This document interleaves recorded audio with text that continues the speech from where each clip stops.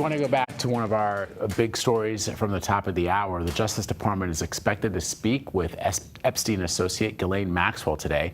This comes as a House committee voted to subpoena Maxwell as well as the Justice Department for the Epstein files. Earlier this week, House Speaker Mike Johnson ended the summer session, in part to avoid voting on releasing the Epstein documents. Johnson discussed the case exclusively with Chief Washington correspondent Major Garrett for the Takeout. Here's a little bit of that conversation. And to the point when the Trump Justice Department said there were more than 1,000 victims, for people who knew this case very, very well, did a lot of investigative work on it, that number surprised them. High number. Yeah. Meaning that to their minds, investigative reporters and others, there have to be accomplices, uncharged accomplices, and that aspect of justice is still missing. Yes, and it's of great concern to us. I mean, we want full transparency. We want everybody who is involved in any way with the Epstein evils, let's call it what it was, to be brought to justice as quickly as possible. We want the full weight of the law on their heads. But when the Justice Department said in that same two-page memo, there's no reason to pursue further prosecutions, many said, how can those two things be properly aligned? These are good questions. I don't know. I've never seen the Epstein evidence. It wasn't in my lane. But I have the same concern and question that a lot of people do. And look, I think the president This is not a hoax, well. in other words. Oh, it's not a hoax. Of course not. I mean, they're real victims here. But Major Garrett is joining me now to talk more about it. So, Major, what was his response to criticism from congressional Republicans in this, quote, watershed moment?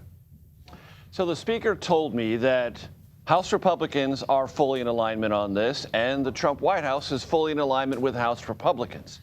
That's his public-facing way to try to minimize what is obvious discord within the ranks of House Republicans. How do we know there was discord, Vlad? Well, because the House Rules Committee, which is the means by which any piece of legislation gets to the floor, if it doesn't go through rules, it doesn't go to the floor, shut down this week. Why? Because House Republicans who dominate that committee and operate at the behest of House Republican leaders could not agree on what to do about the Epstein matter. There were pending Democratic initiatives, resolutions, amendments, whatever. They didn't know how to vote on them. They couldn't align themselves with Speaker Johnson and his leadership team. So the Speaker said, we will just shut down the committee for the remainder of this week, not bring any new legislation to the floor, and send everyone home. That feels to some Republicans as the House grinding to a halt because it doesn't know what to do about the substance or the politics of the Epstein matter.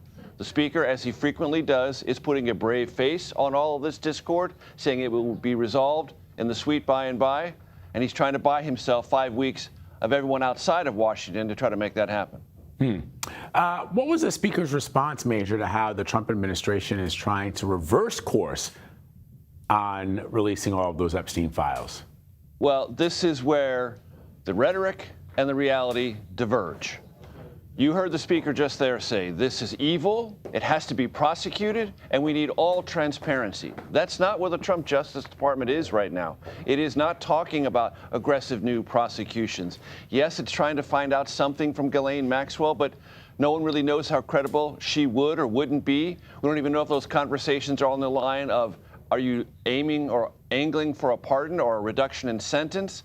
That's not about where many people believe this case could be prosecuted in terms of accomplices and those who are in the larger Epstein world. And the Trump Justice Department is not saying very much about that at all. And the Speaker, when he talked to me, said, this is evil. We need full-blown prosecutions of any who were involved. And there's a gap there between that rhetoric and the current Justice Department reality. Yeah, that's an excellent point. So according to Johnson, Major, what is the future of the GOP as far as their unity come the 2026 midterms after the fallout from all this? So quite clearly, the Speaker believes what he should and everyone in the media should be talking about is this very productive legislative first 6 months for the House Republicans working in very close coordination with the Trump White House. And there is much for them to look at and point with pride. They got the big, beautiful bill through. They passed crypto legislation. They got a rescissions package through. Almost everything the Trump White House has asked for legislatively, House Republicans have delivered and delivered on time or ahead of schedule. That is a group of legislative accomplishments that will be part and parcel of the way this House Republican majority will be judged in the next midterm elections. And of course, Speaker Johnson would much prefer to talk about that. And he said to me he's very bullish about the political prospects of House Republicans in those midterm elections. But this Epstein matter, he acknowledges, is real, and his backbench or rank-and-file House Republicans have told me and other reporters it will persist in August and it will come back in a vengeance in September if there's not more activity taken and more transparency demonstrated by the Trump Justice Department. So just when House Republicans want to talk about legislation, they're probably going to have to be talking about, at least in part, Jeffrey Epstein and what has or hasn't happened. Yeah, you mentioned September because, Major, as you know, I mean, even the news media abhors a vacuum. So without any, if it's a slow news cycle in the summer, this stays sort of front and center, despite the Trump administration trying to distract the media with, outdated claims of President Obama spying on the campaign or, revoking Rosie O'Donnell's citizenship. Exactly. And there is a line of argumentation that the Speaker shared with me and he shared with many other reporters. Well, all the Republicans and Democrats suddenly interested about Epstein were silent during the Biden years, and you can litigate that who was or wasn't interested. The big difference is the Biden administration never said that there was something scandalous about Jeffrey Epstein and it was all full of elites, and that information is being withheld from the public to protect people from being prosecuted or held to some form of public accountability. Those who are now occupying positions of power in the Trump Justice Department did say those things and promised not only transparency, but prosecutorial follow-up if it was so required. And now they're backing away from that. So those promises were believed by those rank-and-file members of the House Republican Conference, MAGA supporters nationwide, and they don't understand, and they want a better explanation about why those promises, which were made full-throatedly by Pam Bondi, by Kash Patel, by Don Bongino, three very senior people in the Trump Justice Department and FBI, why aren't you following through? And as long as that gap persists, those questions will as well.